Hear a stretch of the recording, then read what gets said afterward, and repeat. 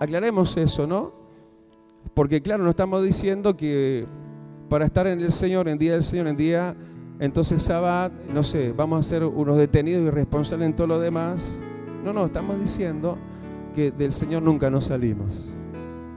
Que sabemos anteponer y priorizar primeramente al Señor. Y que si es para ti día del Señor, día de comunión con Él, día de establecer contacto permanente con Él, día de oración, día de saberle y día de andar correctamente delante de su continua mirada, entonces puedes cualificar y calificar para un día de aprovisionamiento, de prosperidad sobrenatural de Dios. ¿Tú lo crees? Dale el aplauso y decirle que este sea un día de reposo para mí. Un día tuyo continuo, venga para mí, Señor.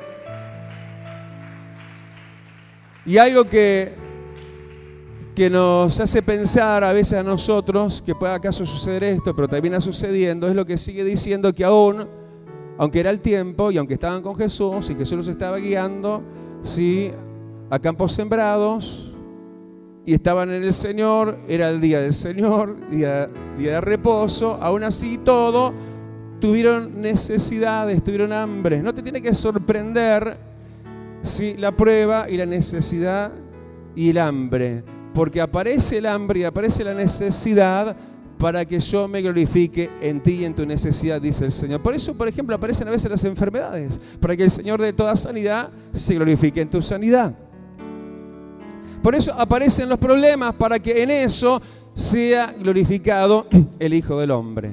Da el aplauso y decirle: gracias, Señor, por mis necesidades, porque me conducen más a ti y me conducen más a la senda de la prosperidad. Tuvieron hambre y cuando sintieron necesidad, hermanos, llegaba puntualmente el momento de prosperar, el momento de extender la mano, el momento de las oportunidades. Ya estaba ahí. A veces se piensa que cuando llega la escasez, cuando llega el hambre, llegó justamente todo eso que se está diciendo ahora y declarando, y no llegó en verdad lo contrario a eso, que es lo que en verdad llegó, sabiendo que el justo por la fe vivirá y no andamos por vista. Si vos ves necesidad, no es porque llegó la necesidad, llegó la oportunidad de prosperar. Dice que los momentos de crisis son momentos de oportunidades. Me acuerdo que se repetía mucho eso en el 2001. ¿Te acuerdas la crisis del 2001? No sé si fue en el 2001 o el 2002 que nosotros venimos para acá. Por ejemplo, te lo digo. Cuando hay crisis, cuando hay necesidad, no es tiempo, ¿sí?, de echarse a la fuga, de dejar al Señor. Sí, es tiempo de contenerse, de mantenerse y saber que algo el Señor va a hacer. Porque tuvieron hambre. Y cuando tuvieron necesidad y el entorno era el propicio y era el momento adecuado y estaban en el Señor como tenían que estar y era el tiempo señalado, llegó el momento de que ellos tenían que, versículo 1, este capítulo 12, tenían que comenzar. Es tiempo de comienzos.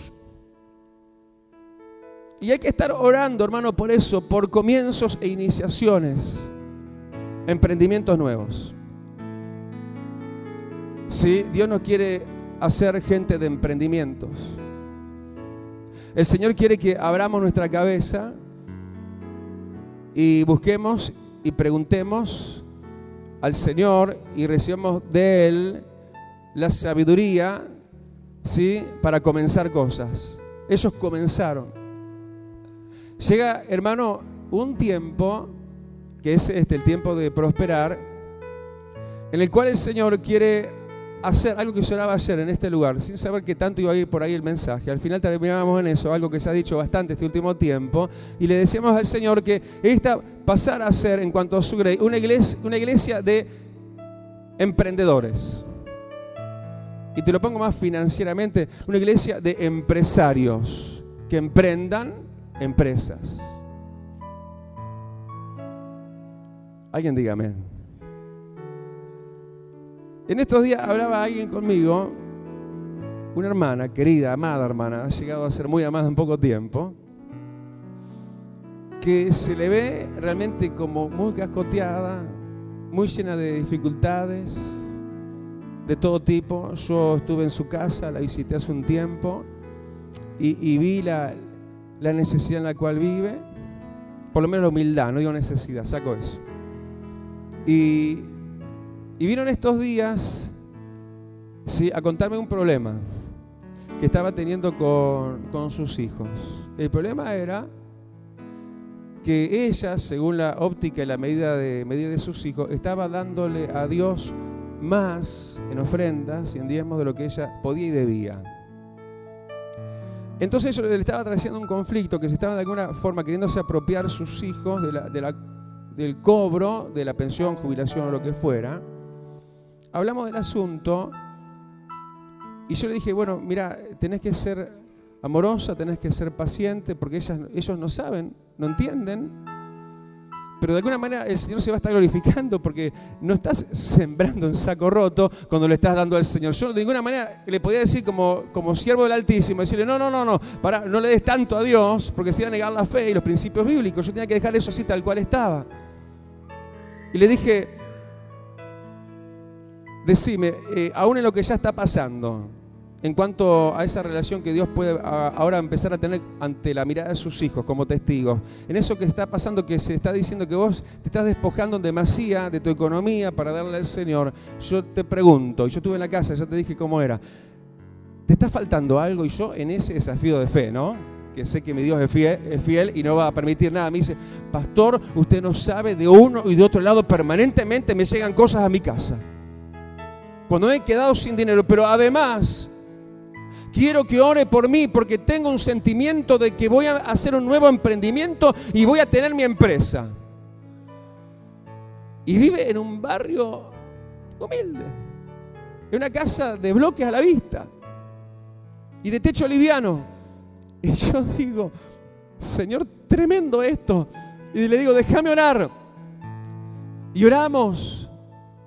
Y le pido a mi Dios, que es tu Dios también, que haga eso que seguro Él va a hacer y quiere hacer. Y le digo, Señor, hacelo para que sea vista tu gloria. Y los que ahora contradicen a esta mujer, luego te alaben por verla, no solamente sustentada sin dinero, viendo cómo gente de todas partes le trae aún lo que ella suponía que ya no tenía y se le había terminado, sino que en este deseo, en este sentimiento que le bajó del cielo de hacer un emprendimiento nuevo y empresarial, Señor, prosperala para que tu nombre sea glorificado y los más incrédulos pasen a ser crédulos, creyentes. Da el aplauso, aleluya. Es tiempo de comenzar cosas, pero precisamos esa guía de Dios.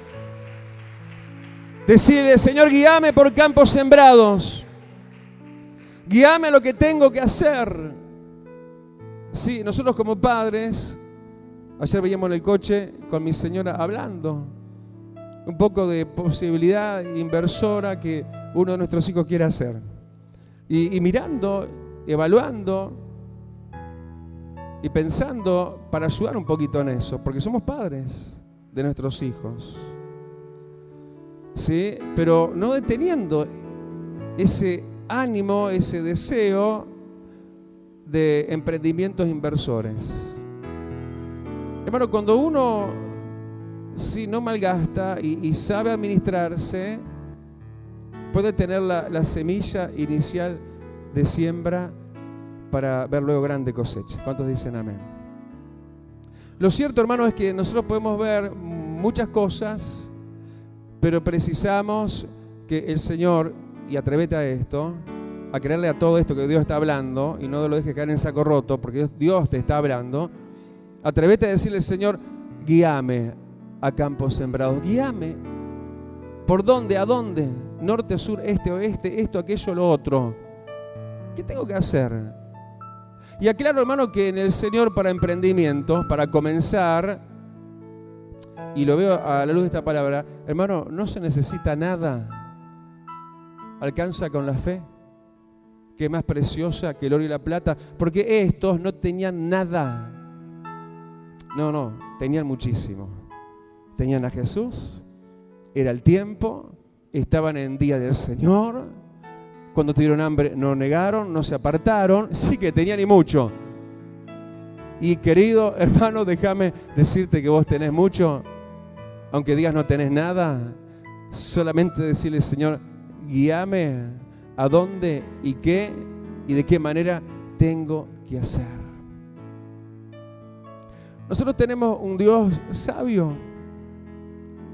Recuerdo en el Antiguo Testamento que en el tiempo de cierto rey, dice que hubo inventiva, capacidad de inventar. Aún hicieron maquinarias y cosas, casi podemos decir tecnológicamente y técnicamente hablando, nuevas. Porque nosotros no estamos llamados a hacer copia, sino a ser gente que inicia cosas nuevas. En todo caso, que nos copien a nosotros. ¿Cuántos dicen amén? ¿Dios no te está cambiando un poquito la cabeza? ¿Se acuerdan el jueves pasado que hablábamos de los pensamientos, del mundo de los pensamientos, de la azotea de uno, la cabeza de uno? A veces es la cabeza de antes, ¿no? De Egipto, de la esclavitud. Yugo, yugo, yugo, trabajo, trabajo, trabajo, y bueno, un salario mínimo a veces, y bueno, a pasarla a lo mejor que se pueda. Y esa es una mentalidad que Dios quiere remover. Porque la mentalidad de ellos no cabía lo que ellos ahora, ¿qué? Comenzaban a hacer. ¿Lo habían hecho antes? No creo. Hermano, oremos, porque aún lo que nadie ha hecho, nosotros tendremos la inventiva de Dios para comenzar a hacer nuevos emprendimientos. ¿Y qué más Dios quiere que eso también? Porque Dios ve la necesidad, primero, vio el hambre de ellos y quiso saciarlos. ¿Qué quiere más el Señor? Justamente como veíamos ayer, que seas aliviado de tanto trabajo para tan poca remuneración, que trae tanto afán y tanta ocupación y tan poca disposición de tiempo, y que dejes de ser un empleado a un empleador, un empresario con más tiempo. ¿Para qué? Versículo 29 del capítulo anterior, capítulo 11, para que puedas pasar a servir al Señor, a llevar el yugo de Dios. Y que vos teniendo todo, lo tengas tanto y no solo para ti, sino como de quien se va a hablar un poquito más adelante en esta misma prédica, ¿sí? Lo tengas tanto no solo para ti, sino como también David tuvo, no solo para sí, sino para el reino de Dios, para la casa y el templo de Dios que ni él mismo habría de ver porque lo habría de construir Salomón su hijo. Pero porque nosotros estemos, hermanos, en día de reposo, y ya que hablamos de David, sigamos hablando de David, y estemos como él, con un buen y dispuesto corazón para el Señor también por esa razón quiere traer recursos a nuestras vidas, porque sabe que no los vamos a acaparar. Maldito el que acapara el grano, dice la palabra. No los vamos a acaparar. Vamos a recibir especial y primeramente, como David también tenía y nosotros también, el corazón en la casa y en las cosas de Dios, vamos a recibir recursos para darle recursos a la casa de Dios, al reino de los cielos. Digan amén. Dale el aplauso y decirle: sí, Señor, yo quiero, Señor, traer recursos a tu reino. Aleluya. Y para esto, y ya que hablábamos de David, salteamos un poquito, capaz que luego volvemos para atrás donde habíamos quedado. David, ¿qué hizo? Versículo 4. Entró en la casa de Dios. Hermano, para prosperar hay que entrar en la casa de Dios, en las cosas de Dios.